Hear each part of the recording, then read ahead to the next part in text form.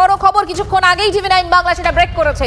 গভীর ঘুমের মধ্যেই তিলোত্তমাকে ধর্ষণ করা হয়, এইটাই এখনো পর্যন্ত জানতে পারছি আমরা সূত্র মারফত। ফুড ডেলিভারি সংস্থা থেকে খাবার আসে, সেমিনার হলে 5 জন একসঙ্গে খাওয়া দাওয়া করে, তারপর মানুষ খাচ্ছে মানুষের মাংস, হায়রে এটাই তো কলি। মানুষ খাচ্ছে মানুষের মাংস, হায়রে এটাই তো কলি। শকুন এখন বিলুপ্ত হচ্ছে, বাড়ছে মানুষের খিদের থলি। শরীর উত্তেজনার পারদ শিহরে, বিকৃত লালসায় জ্বলছে আগুন। শরীর উত্তেজনার পারদ শিহরে, বিকৃত লালসায় জ্বলছে আগুন। সেবার নারী সেবক হয়েছে অভিশপ্ত রাতে উড়ন্ত শকুন। সদ্য পাঠ্যরত ডাক্তার তার শিক্ষার ঝুলি নিয়ে এতগুলো বছর সে জীবনে লড়াই করেছিল। ঠিক জীবনের শেষ ধাপে পৌঁছানোর আগেতেই তার সফলতার পাটাকে ভেঙে দেওয়া হলো। হঠাৎ করে কিছু নরপিচার শকুনের ছোঁয়াতে তার জীবনের সব শেষ হয়ে গেল। একদম সত্যি কথা, এই ঘটনাটা কোনো একার পক্ষে ঘটানো সম্ভব নয়।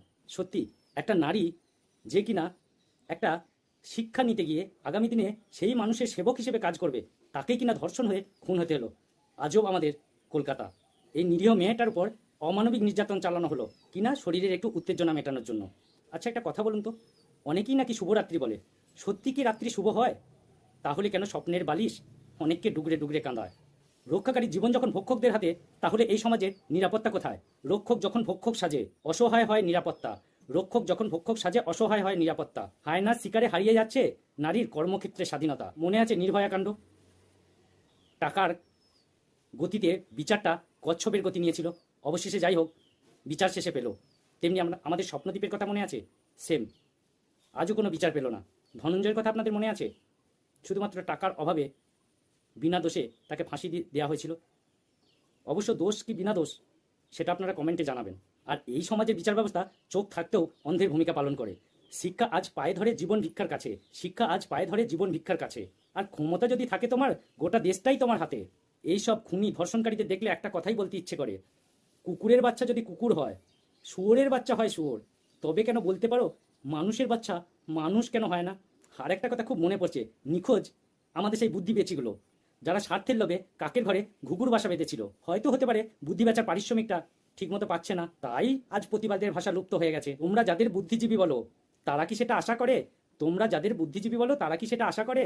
রবীন্দ্রনাথ নজরুলকে তাহলে কি বলবে? বেঁচে থাকলে তাদের কবিতাও নিত কেড়ে। আজ বুদ্ধিজীবীদের টাকাও শেষ আর বুদ্ধিও শেষ। আর বুদ্ধি সেটা এখন অর্থের দলদাসে পরিণত হয়েছে। তাই আর অন্যায় দেখলে হাতে মোমবাতি নিয়ে রাস্তায় নামতে দেখি না। একটা জিনিস ভাবতে অবাক লাগে, যেসব নারীরা সম্মান পাওয়ার যোগ্য তারাই আজ মৃত্যু পথযাত্রী হচ্ছে।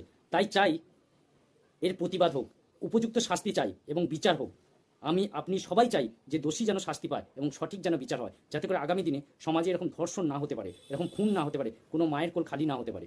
তাই সবাই একটাই কথা লিখুন যে বিচার চাই। ফুলের মতো একটা নিষ্পাপ প্রাণকে কিছু মানুষরূপী জন্তুর দল নিমেষের মধ্যেই শেষ করে দিল। শয়তানদের কিন্তু এখন খাবারের নেশা কম, শরীরের নেশা বেশি। দেখো আবার বিচার যেন প্রহসন না হয়ে যায়। আরে ডাক্তার মানে সে তো ভগবান, অথচ আমরা তাদেরকেই ধ্বংস করছি। তাহলে এবার প্রশ্ন তো আসতেই পারে, এবার আমাদের মৃত্যুর হাত থেকে কে ফিরিয়ে আনবে? তাই শেষবারের মতো বলছি, প্রতিবাদ হোক। সবারই একটা চাওয়া, উপযুক্ত শাস্তি চাই। বিচারে যেন কোনো কালো টাকা ঢুকতে না পারে। তো আজকে ভিডিওটা এখানেই শেষ করলাম। ভিডিওটা ভালো লাগলে অবশ্যই চ্যানেলটা সাবস্ক্রাইব করবেন আর ভিডিওটা প্রচুর পরিমাণে শেয়ার করে দিন।